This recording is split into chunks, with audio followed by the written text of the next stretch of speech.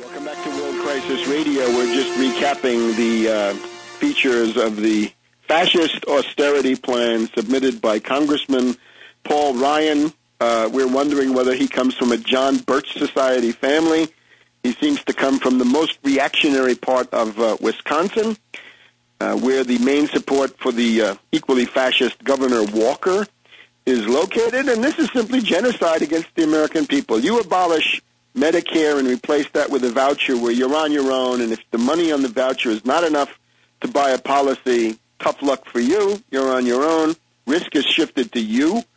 That will kill people. If you take down Medicaid through a block grant program and let the states gouge and chisel, that will kill others.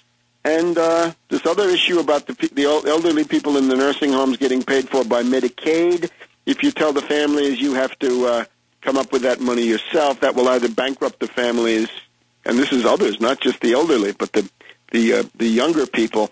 Then that will also lead to a wave of euthanasia and death. So this is a direct assault not just on the existence of the middle class, but on the lives of a whole bunch of people in the American population. He wants to reduce the federal workforce by 10%. Well, that's hundreds of thousands of jobs, a 5-year pay freeze.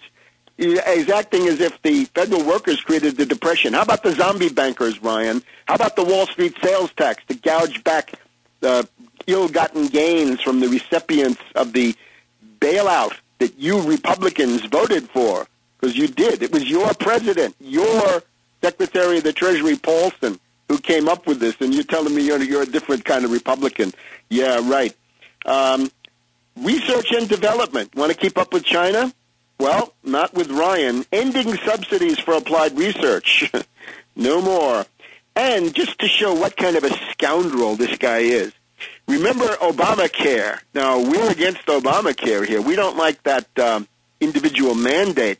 But the other thing we didn't like, and we talked about it a lot, was the $500 billion in savage cuts that Obama enacted into Medicare. And you'll remember the Republicans in the Senate, led by McCain, forced the Democrats to vote several times to cut $500 billion out of Medicare. Now, this was purely demagogic, but they wanted the Democrats on record voting for those cuts for future reference. So here's what Ryan does. Ryan repeals Obama's health care reform, and he therefore repeals the stuff about no pre-existing conditions. These little shucks, these little positive points that were sprinkled in to make this horrendous thing more palatable, along with the individual mandate. So he gets rid of the individual mandate, but he keeps the $500 billion of cuts to Medicare. So he keeps probably the worst immediate feature of the Obama health care law. And he's going to gouge you any way he can, except if you are rich or super rich. There's a spending cap on all spending, a straitjacket to suffocate the future growth of the United States.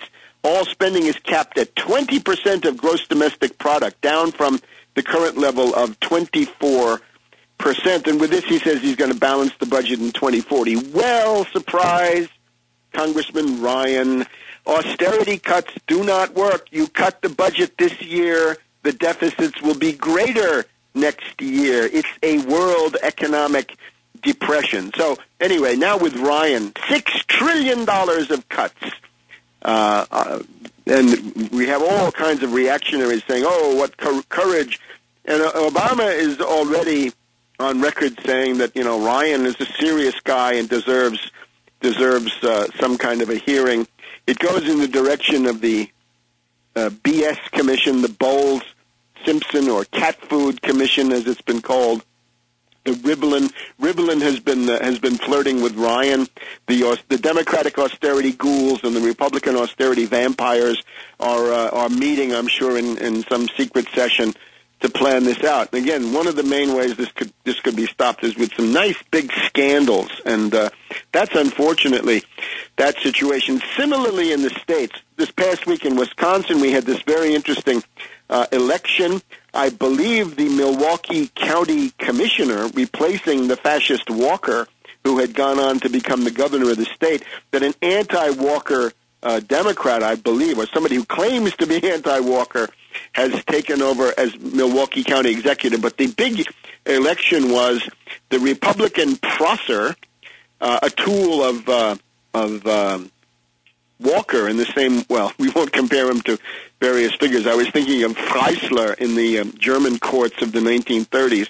But so Prosser or Freisler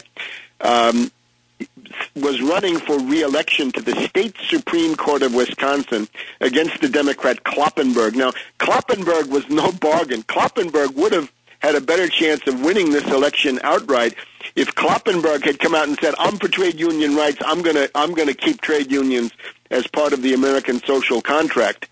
She wouldn't do that. She prevaricated, right? She suggested that she might, but this was anything but a clear choice. Kloppenberg was a weak entry, but Prosser was such a villain that it looks to me like he lost the election. But at the time when Kloppenberg was winning by a margin of several hundred votes, we get the news that Kathy Nicklaus, the county executive of Waukesha County, came up with 10,000 votes that she had inadvertently misplaced. Now, this reminds me of this horrendous woman in Florida back in 2000, the one with the Electra eye makeup. You'll remember her. I can't remember her name, but she went on then to try to run for the Congress and what have you.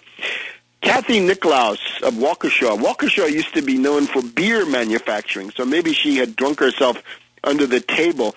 This is a clear case of suspicious vote fraud. This is vote fraud, not voter fraud, but vote fraud done by government officials, as in Florida. So is there any guts in the Holder Department of Justice? Will they go after this Nicklaus for coming up with 10,000 votes? I guess we'll see all of that. Generally speaking, these are all features of a Weimarization of U.S. politics, as we've talked about over the last couple of months. So in Wisconsin, we're left with this, what looks like a stolen election, and the battles in the other states, in Ohio, in Indiana, in Michigan, where we have the full burning, the full Heinrich burning in Michigan with Governor Snyder not just doing the budget cuts, but actually doing targeted tax increases on the poor, the sick, the elderly, the defenseless, and workers in general. This is now the situation. So we are looking at a worldwide attack on the institution of the modern nation-state. In the Middle East and elsewhere, it is done under left cover with this humanitarian intervention. We'll talk about this in the second hour. But in the United States, the neo-feudal assault on the modern nation-state is mediated, first of all, through the raving reactionary attack of these Tea Party fanatics, with Obama eagerly looking for chances to capitulate. Now, in the wider world, the depression rolls on.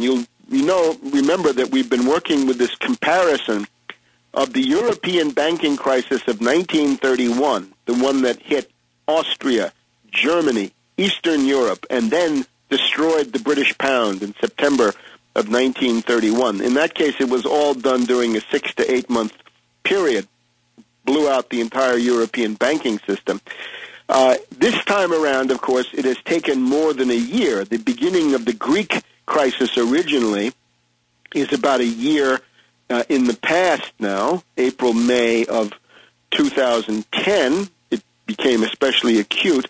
But we're back now. We're hearing again this slogan of the pigs, Portugal, Ireland, Greece, and Spain.